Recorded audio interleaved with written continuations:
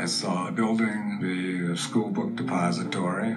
It was orange in my mind. It was different from the other buildings. The driver had to slow the car down considerably in order to make the turn. Instead of going the 10 to 12 miles an hour we had been going, he was cutting that speed at least in half. About that time, as I was scanning the left area from Elm Street, there was a large explosive noise to my right rear. I thought at first it was a firecracker. My eyes passed over the back of the presidential car, and I saw the president grab at his throat and lurch slightly to his left, and I knew something was wrong. I heard a sound over my right shoulder, which I immediately recognized as a gunshot. I'd been a hunter. I'd fired high-powered rifles.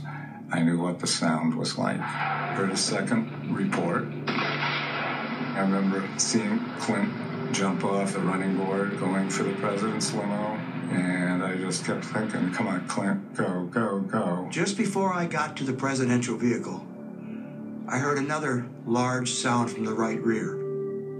And then I heard the sound of an impact, like a bullet hitting something hollow. You hear a bang, bang.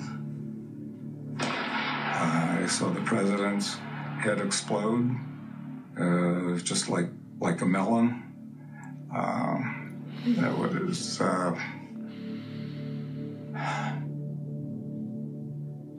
just a lot of blood.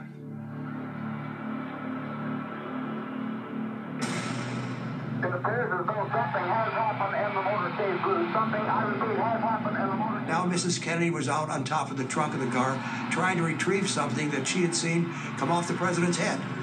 I was trying to get up in the car, and the driver all of a sudden accelerated. I hit the accelerator, and it kind of lurched forward, and he almost fell off. And I was just saying, hang on, because I knew if he didn't, we were going to run over him. I grabbed the handhold, pulled myself up, grabbed Mrs. Kennedy, put her in the back seat. The president slumped over into her lap. I looked down and I realized how severe the president had been hit. Above his right ear, there was an area about the size of the palm of my hand that was gone. The skull was gone. It looked like an ice cream scoop had gone in and removed all the brain matter from that area. And there was brain matter, skull, and blood throughout the entire car. I turned around and gave a thumbs down to the follow-up car because I wanted them to know that we had been hit, and very severely.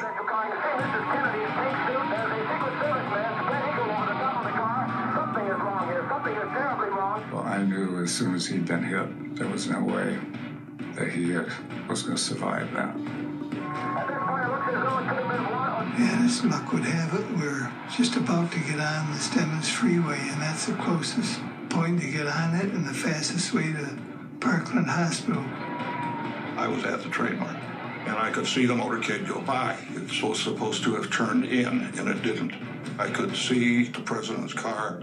There was no one sitting up in the back seat, and there was someone sprawled on the trunk of the car. I got a call that said the president had been hit. And I thought someone had thrown something off of that overpass. We're traveling at a very high rate of speed down the highway. I'm not sure where we're going. On the way to Parkland, I had seen Governor Connolly's chest was covered in blood. That was the first I realized that he had also been shot. Police cars converging on Parkland from every angle. When we got to Parkland Hospital, Agent Lawson, who had been in the lead car, got there just ahead of us, ran in, found one of the attendees with two gurneys. They came running out to the car. Governor Connolly tried with all his might to help get himself out of the car, but we had to help him and get him up on a gurney. I took Mrs. Kennedy by the shoulders. She was holding the president's head. She said, I don't want to leave him. She wasn't going to let go. Now Mrs. Kennedy had the president in her lap, and she wouldn't release him. I asked her to, please, Mrs. Kennedy, let us take care of the president. I realized that she was not going to let go. And I realized the reason why she was not going to let go, she didn't want anybody else to see what condition he was in. And so I removed my coat and placed my coat over the president's head and his upper chest. And she let go of the president.